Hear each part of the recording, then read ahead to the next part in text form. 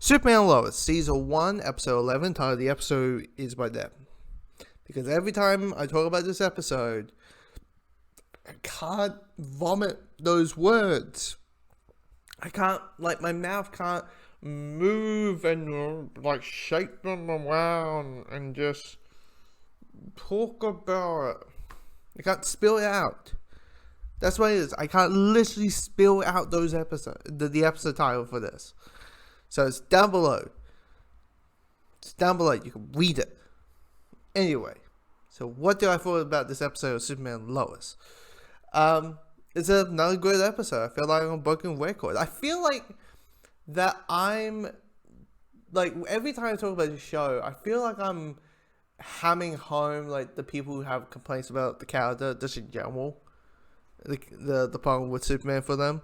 He's boring, he's sweared, that he's overpowered, he's the boy scout that makes his money interesting, and all that kind of stuff. And that's what I feel like. I'm just feeling like I'm repeating the same shit. But the good thing about this episode is that it's different. It's a flashback episode. It's the origins. We're saying not the origins of Superman because we all fucking know it. But it's the origins of this version's Lois and Clark and how they became a couple and building on that chemistry. And that chemistry is, really spot on. Now, it probably does help that they had, the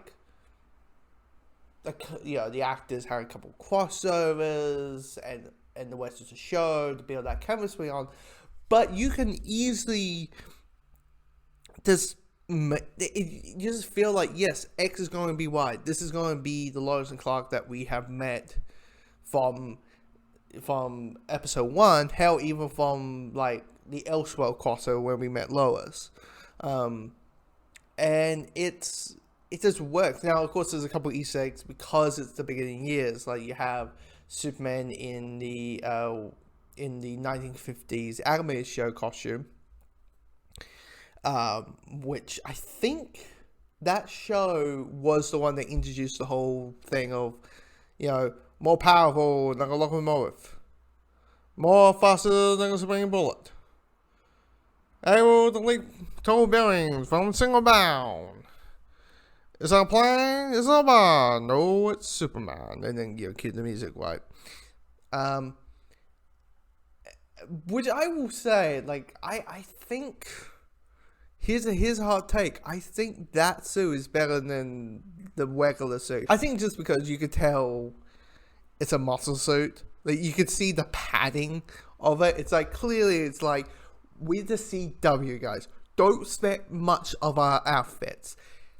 We're happy to do paddings and fancy jackets. We can do fancy jackets. Flashes and all that.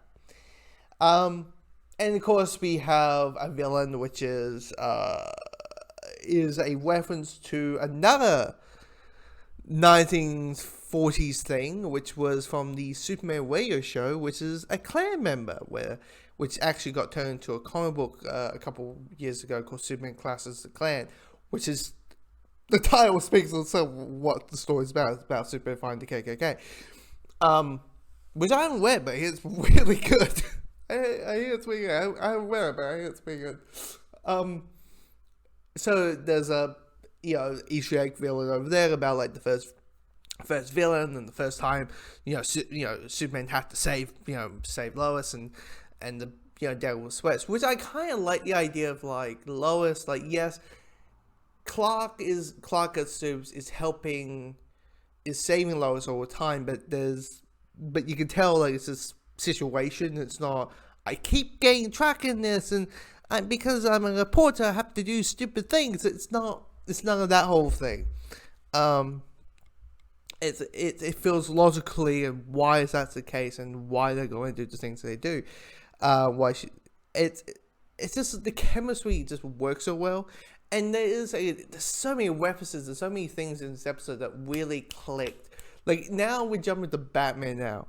This episode reminded me of that Batman episode called, from Batman the Animated Series called A Chance to Dream, where it's initially he wakes up, Bruce Wayne wakes up and, his parents are alive, He's married, or he's leasing in a relationship. I'm trying to remember the episode, but he's leasing in a relationship with um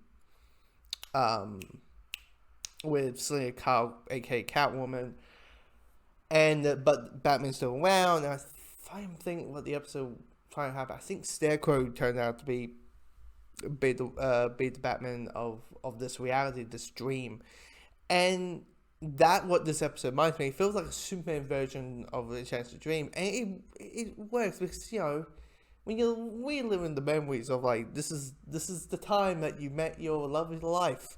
This is the time that you find out you were going to be pregnant. This is the time of your wedding. This is the time that this, and this is the time of that. A, B, C, D, E, F, G, all the way to J. It works. Now, when we get out of that reality and we go back to Lois, this current time, Lois seeing Lois and the kids and Sarah and Lala Lang and all that kind of stuff. Dan's growing on me. I mean, naturally when Dan showed up in the beginning of the episode, beginning of the season, we all just felt like he's just gonna be that asshole. The asshole guy is all about you city folks. You don't understand. This is Smallville, and you shaking his finger at Lois all the time, or both Lois and Clark. But you can see he's growing more as a person. He had more sense of you being and all of that. I addicted something that came true, which is Jordan and Sarah are gonna be a thing. They're gonna be a couple. They're going to be a thing. Now it all comes down to, so how are you gonna break this whole your dad's soups and you have superpowers? That's gonna be interesting. How long it's gonna be? Does he just tells her? Is she in trouble and then he has to kind of use them? And that, it'll be interesting how that evolves. So yeah, this is a really good episode.